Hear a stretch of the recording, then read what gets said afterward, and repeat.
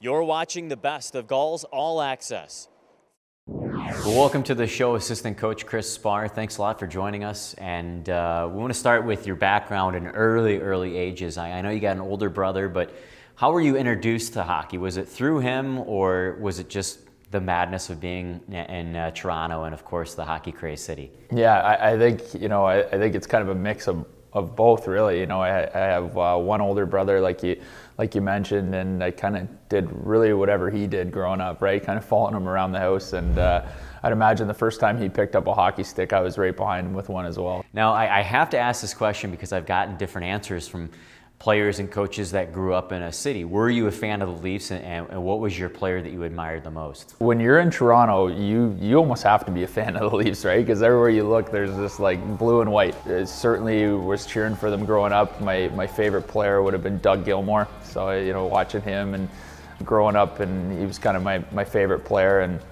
yeah, the Leafs haven't had a lot of success since I've been alive. So, but it's it's always been kind of my favorite team until I came here. What other kind of influences did you have to continue your hockey career and move on to the OHL and then pro hockey? I had a few influences for sure. You have a brother who's 2 years older than you. He's playing at a similar level or a little bit higher, and so he was a guy that I really looked up to. And we trained together in the summer. We pretty much did everything together in terms of on ice and off ice. And so really, I would say in terms of the mentorship and the guy that I watched, it was probably him the most. Yeah, I noticed your very first year you played with your brother, right, overseas? Correct. Was that a massive decision to go overseas? What else was involved in that process?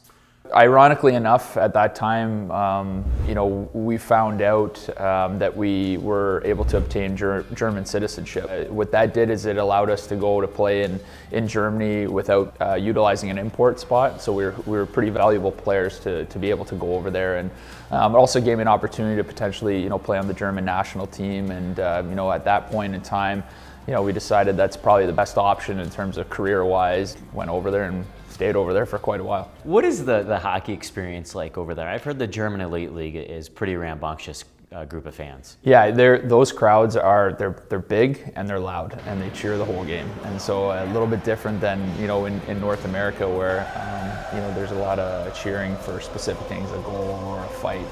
They're just cheering the whole game and singing songs, and it's pretty incredible to see that many people unified together singing one song, and they're singing it for an hour, and it's like, do people ever get tired? Like we're on the bench, and they're still going in the third period. They actually get louder as the game goes on, so which is it's unique, but it's one of the best parts of playing over there. Well, you spent quite a long time in Germany, and I'd like to talk about those experiences too. I mean, it's quite a different culture than what we have over here in the States, but I'd just like to hear you firsthand on things that maybe took you aback when you first went over there, and then things that you liked. It's such a beautiful place to live.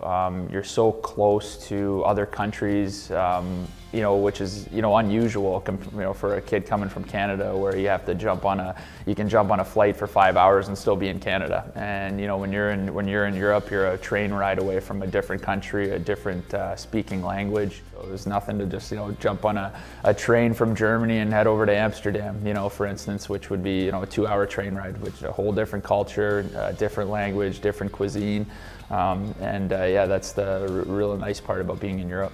It was really neat to be able to go over there and see a bunch of new things that were just beautiful, really. And my wife was able to come over with me and spend a lot of time there, and we got to do a lot of things that some people will never get to do in their lifetime. We're very thankful for that. For more Gulls All Access, tune in to Fox 5 San Diego, Fridays at 2:30 p.m.